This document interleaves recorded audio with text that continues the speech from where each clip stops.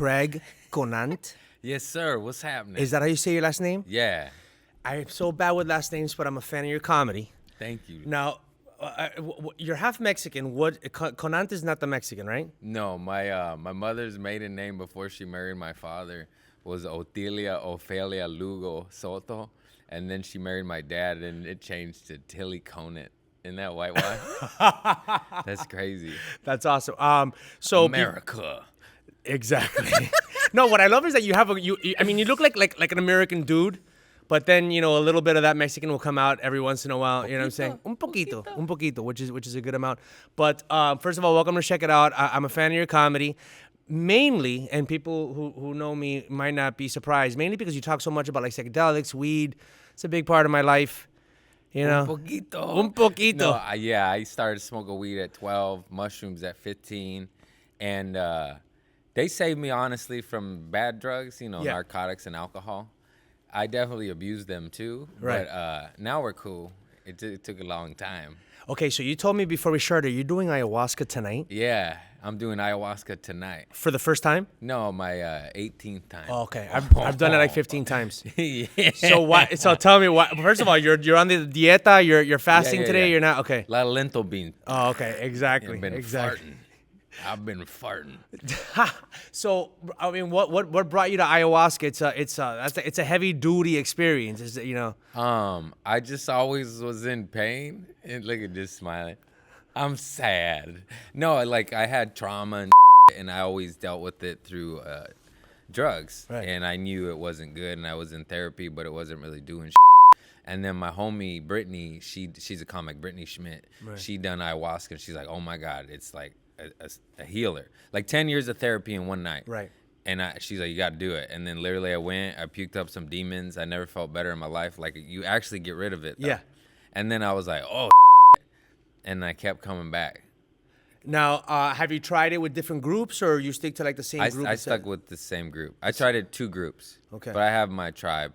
Yeah. There's a lot popping up in the Hollywood Hills as it becomes more popular. For sure. I mean, I've done it a bunch of times. Yeah. I've done it in Mexico, but I've also done it here. My friends, I have a friend who has a place in Topanga, and we often have our groups there. What I'm doing now is more like mushroom journeys on my own. I feel like I've gotten a lot of ayahuasca. I need to integrate. Yeah. Now, how's the thing, man? Are you integrating? What does that mean? The lessons that you learn. Oh, yeah, it's annoying. The work never stops. You're like, I thought I'd just, and I'm done. No. You got to keep growing and it's exhausting. You got to implement all the things that like the messages and stuff. So why do you feel that you need to do it now? It seems like your career's taking off. You're a dad. We'll get to that later. Like why revisit with the mother tonight? I feel like I've purged like 80% of like the gnarly demons. Mm-hmm. And I just want to, it's like you clean your house. That's how I look at it. Mm-hmm. It cleans your house. And I'll always do ayahuasca the rest of my life, but maybe not so frequently. Right. Like now I'm just getting in there to get the garbage out. And once I want to do it like once a year, like a check-in. Yeah. Now, are you afraid, the thing about when I started doing the spiritual stuff and kind of confronting myself and traumas and all that stuff, it makes you a little bit more honest, makes you a little bit more sensitive. Does that kill comedy, or has it helped your comedy? No, it makes you funnier. Okay. It makes you, maybe not the next day. You might be weeping of it, but no, it makes you more aware and conscious of everything. You see things, you see their side of the story more. You see how you're guilty. You're like, I did. It's like accountability. It's consciousness. You wake up. Yeah. On all sides. You see their evilness, your good deeds, their good, like you see all of it, and you just check yourself. It's almost like it makes you like a woman. You can feel everything at the same time. Yeah, they feel a lot, huh? Yeah, I get it. Like, 100 emotions at the same time. Now I understand. I'm one man. I do what I can. And then I get in the front seat and I drive my buddy Adam's coaching me. He's like, dude, it's stick shift. It's like a pendulum, bro. What goes up must come down, bro. Loosey Goosey, bro. You got this, bro. And then I get in this car, and then I'm trying to get it into first gear, and I'm just burning that clutch. It's ruining his car. And then he's like, bro, you burning my clutch. I'm like, Loosey Goosey, bro.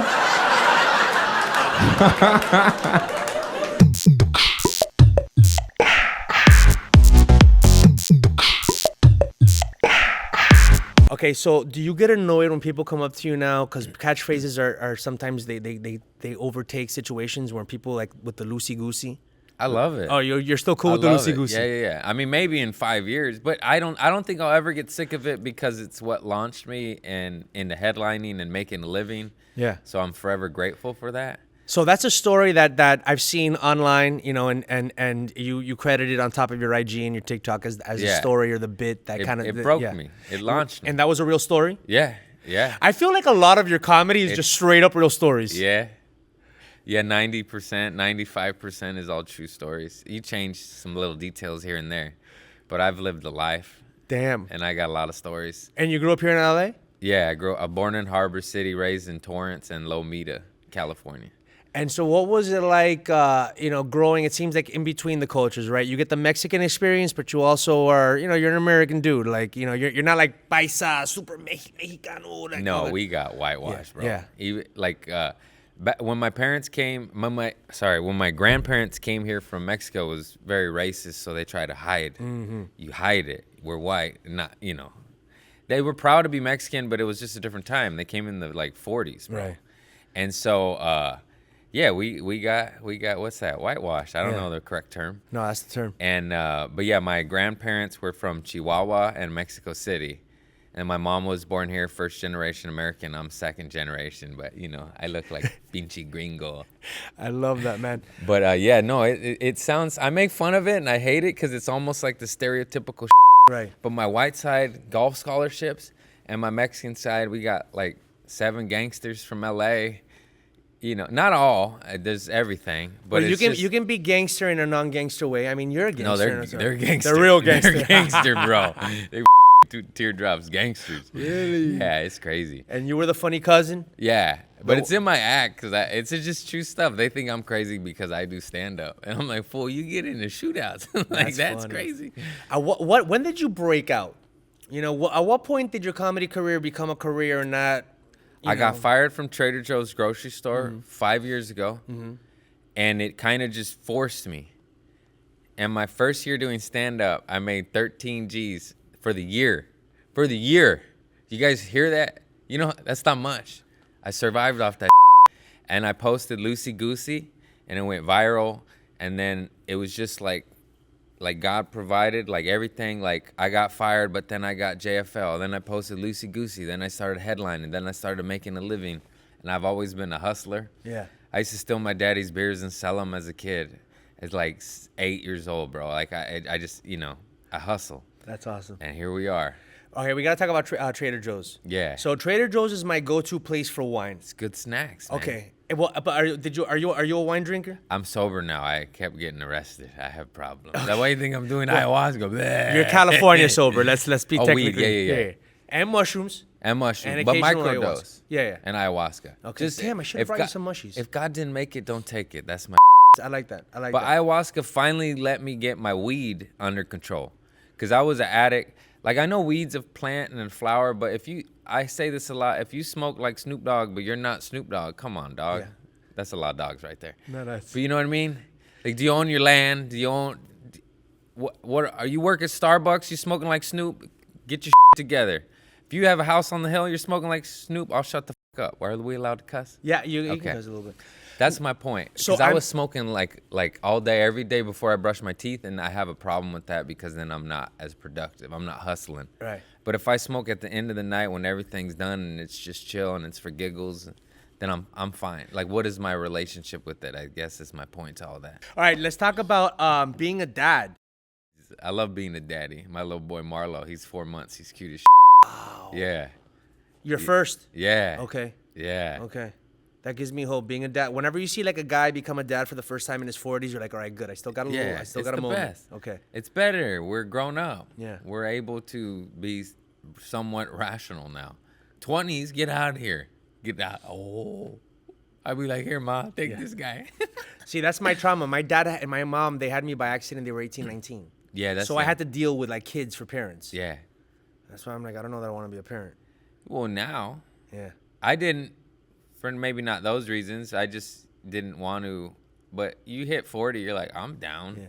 Are you married? No, Okay. How's the baby mama situation? she's chill. We're not together though. It was. I don't want to go into too much. You don't have to detail. get into detail, yeah, but yeah. yeah. But you got the daddy thing going. So do you like any I was hearing the funny bit about the the way baby and obviously you smoked it because you thought it might be like hash. Any other thing? Revelations? It's tar. Yeah, it is tar. It's sticky tar in the beginning. Nobody told me. It scared the out of me. I was like, what? Imagine black sticky tar. In the act, I was like, it was hashish. I tried to smoke that. That's so. Now when comics become dads, then a lot of their comedy ends up being dad comedy. It's transitioning for sure. Yeah. How much of your comedy is gonna become dad comedy now, and is it replacing all the weed jokes and the mushroom jokes and? I mean, no. I definitely want to. I have maybe 5-10 minutes on my son, and of course want to explore more. I've always made fun of family. That's family and drugs and myself, and it will continue with my son.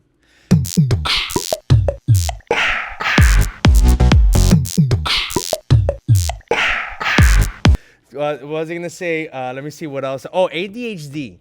I suffer from What are ADHD. you talking about? Squirrel, Yeah. cat, water. Yeah, but this Oh, it sucks. is why I also think that I smoke a lot of weed, because it does help me focus. Because it helps me like zone in and then get anxious about whatever I need to be anxious about, which is I think is a positive thing. Yeah. So how has ADHD informed the way that you are with life? I struggle, bro. It's hard. People don't understand. Like I have jokes about it, but it's just true. Like I'll walk to the garage to grab a hoodie to then ship it out, and I'll get there and I'm like, what am I in here for? Like that with everything. Where I have to say like repeatedly, go to the kitchen. Yeah. I'll go to do something and distracted. I'll go to pick up my phone to text an agent and I'll end up on IG or vice versa. And it's just hard. And we need like handlers or assistant. I will not take Adderall. It's meth. It's amphetamines, and I love that. That's the problem. Did you ever do a meth? No. Yeah, a little bit. Un poquito. What, you smoked it or snorted it? Right here, I lost that tooth right there. Are you serious? You put the pookie pipe right here. Oh, okay, so you No, I smoked only it. smoked it a handful of times. Right when I dabbled with speed, I got sober because it Okay. was like rock bottom. My narcotic use, as awful as it was quite mild if you compare it to like, the real deal mofos. Yeah. I basically was a pill head and like powders. But I smoked some I was a party boy. What's on the table? Right. What's okay? Looks like it's that tonight. I just wanted to check out and go away and go bye-bye and float. Right. But you would only do cocaine after you did stand-up, right? You can't do coke and then get up and be funny. No, thank God when I got sober as I got into stand-up. I was only drinking and drugging maybe 1 year. So no one really saw bad Craig, drug Craig, a little bit. Okay. Not like, because I started, my whole drug experience was 12 to 29. But like it goes in eras. Like narcotics wasn't there the whole time. That came at the bar scene. And you go out and you're like, oh, there's coke now. Thank God I wasn't exposed to that awful shit at a young age, because some of my cousins smoked meth at 12 and you're like, Wow. what? Yeah, speed is crazy, and now you got the whole fentanyl and it's all crazy. that. What's the main club that you perform at? Are you an Comedy improv guy? store, Okay, so you're a improv. comedy store guy. Comedy store, improv, laugh factory. I do all three actually. Are you a regular at the comedy store? Yeah. So yeah. that's like the comedy store. When you're a regular at the comedy store, the it's best. like gangster, right? Yeah. Because like the goody two shoes don't hang out at the No. comedy store. It ain't for the faint. Wow. It's like a dirty, like a boxing gym. Yeah. Like it's just good. Yeah. Improv's more flashy. Right. Like bring your I don't know what to say. This is a silly joke. mainstream. Bring your wife to the improv. Bring your mistress to the comedy store. These are jokes. Yeah. That's not even my joke. It's like a saying in the hallways. But what about the Laugh Factory? Because they like you to be clean Don't at have the a Laugh mistress. Factory. Be good. Yeah. Be no, good no out there. mistress. Do ayahuasca. Be a good man. The Laugh Factory, do they? I know that the owner is really into like keep it as clean as possible. A little bit, yeah. Do you do the Laugh Factory ever? Yeah. Laugh Factory can be the hottest room in Hollywood if it's sold out with the two tiers. For sure. It's like it's crazy, Right. bro. It's great. It's like Thunderdome. They're just looking over you. The energy hits you. My favorite is the Comedy Store. I love them all though, because they all give me love. Right. Any club that gives you love them. Yeah. But there's just some history. They all have history too, but there's just something about the Comedy Store, bro. You can go exploring in the Comedy Store, especially if you're upstairs. Yeah. The green rooms and stuff like that. Fun. Yeah. But has the Comedy Store completely recovered post-COVID? Because prior to COVID, it was packed like a nightclub, like the hottest nightclub in LA. You'd see the crowds outside. They can't even get in. That's fine. They'll hang out in the bar outside. All the comics are hanging out. I would say so. Okay. It's still sold out on a Tuesday. Mm-hmm. It's sold out 90% of the time. Mm-hmm. And the legendary nights are still awesome. Like Tuesday night is when you want to go. Because all the big dogs do the road a lot. Mm-hmm. So like Bill Burr, Pete Holmes, Sarah Silverman, whoever, just the famous as I call them. A lot of them go out of town on weekends. But on the weekdays, they're all there. So on Tuesday, you'll get them all.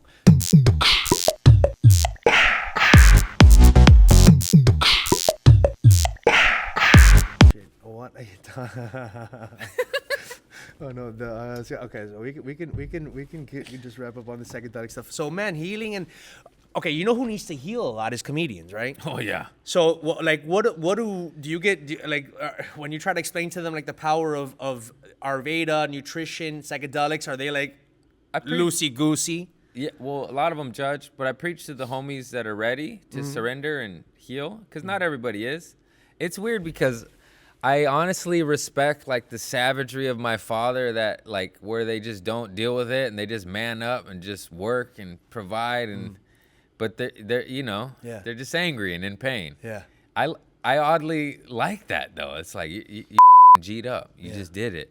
You just took that but also I'm like, yo, heal. And but not everybody's ready to heal, and it is frustrating to know that there's dozens and dozens of plant medicines that can help cure mentally ill comics and human beings in general of pain and depression and anger and resentment and letting go and forgiveness, and they won't do it. And they'll take pharmaceuticals and head meds that then have side effects that lead to more pills. And like I had a homie switch pills and he hung himself. Oh my God. Yeah, exactly. It's the worst ever. So yeah, I'm angry at the establishment and not when they could go to the jungle and change their diet and eat psychedelics and come back a different human. Well, I also think that maybe that's why a lot of comics don't want to heal, because they're afraid that they'll heal away their comic vision, you know? No. Because part of a lot of comics acts is being snarky, pissed off, repressed. Nah, you're still funny. Okay. It's in you. That's just fear. Neal Brennan, I could speak because he speaks publicly about it, but he's drinking medicine quite a bit. Yeah. And he was worried about not being funny. Mm-hmm. And he himself says he's way funnier, and I would agree. And he already was a comic genius, and now he's even funnier through plant medicine. Yeah. He is, you know what I'm trying to say? Yeah. Yeah. Like, people are so scared. One of the goats drinks it and is funnier. It's fine. It's fine. Stop being All right, my friend, I think we're going to wrap up in a second. So you're going to be shooting a comedy special at the end of the year. Yeah, in Sacramento at the Crest Theater, December. Oh, I should know the date. 18th? It's on my website. Okay, Sacramento, shooting my first special. What's up? West Side. Do you want Sacramento, where you at? You still got to hire your production crew. CraigConant.com. Do you want people to apply like maybe? No, I know who I'm going to hit up. You're going to okay. Yeah, I already know who I want. Okay, because if not, like our audience has a lot of, production type people that can build Come back to, but I got a guy. You need some full Mexicans on that staff, too. Not just half I'll call Mexicans. my cousin Groucho. Come on down. Baby Bozo. That's awesome, man. Security. Bro, so last thing. This is going to be, we've already gotten half of this has been pretty deep. What is your goal now? You're a dad. You're a healer in the sense that you've healed yourself. So even if you're not a healer for other people, you're at least someone that people can reference in their own healing. What do you hope your comedy does going forward? What kind of deep, profound goals do you have for your jokes? I actually came to me in ayahuasca. I mean, there's so many specifics I could get into, but a real quick cliff note. I want to build, I want to heal, I want to help in any way, shape, or form, and not in any particular order. Because I was a crazy little drug addict, and nobody helped me, and I helped myself get out of that. But I didn't know, when I was in that world, I didn't even know you can get out. you know? So now I'm like, hey guys, you could get out.